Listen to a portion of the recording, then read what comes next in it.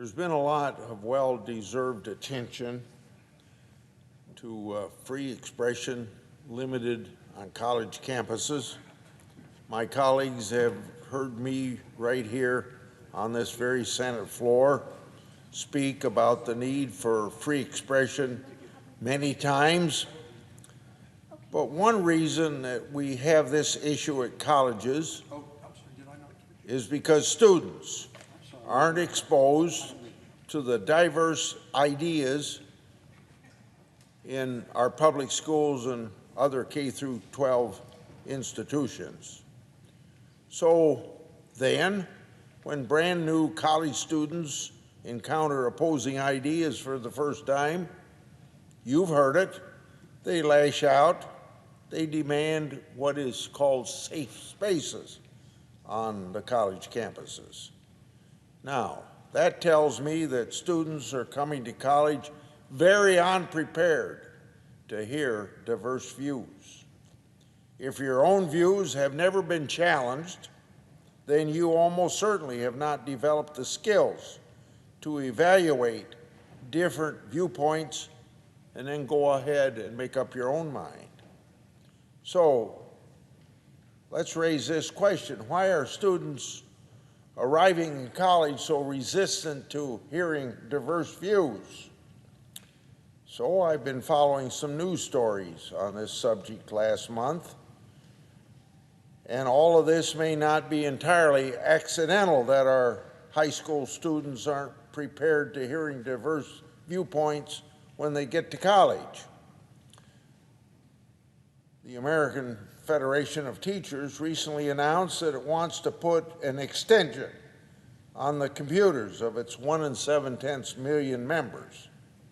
The goal of this new guard extension is to provide quote unquote trust ratings of news websites. Although numerous studies have pointed to a clear left-wing bias from NewsGuard, the AFT still wanted to bring it into the classrooms across America. Now, that should not be our goal.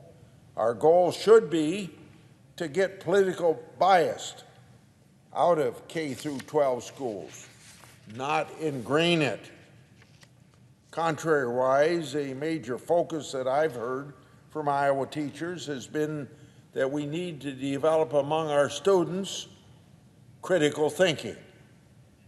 Well, critical thinking requires listening to different ideas. If all students just agree with their teachers, that's repetition, not independent thinking. The disease that has infected so many colleges now seems to spread throughout our K through 12 schools. I hope for our country's future, we find a way to continue to show kids both sides of an argument rather than shutting down ideas that teachers may disagree with. I've heard from many Iowans concerned about exactly that kind of bias. But we can't fix it here in Washington, D.C. The first rule of education policy should be that decisions are made as close to the family as possible. If you have issues with how your school is being run, your local school board should be your very first step. These elected officials are directly accountable to the parents in their own communities. A problem should only go up to the state legislature if it is caused by state law.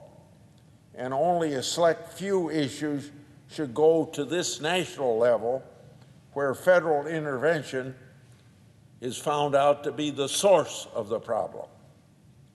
So if you see political bias or lack of diverse viewpoints in your kid's school, go to the people who can fix it. Make your voice heard, both at school board meetings and at the ballot box.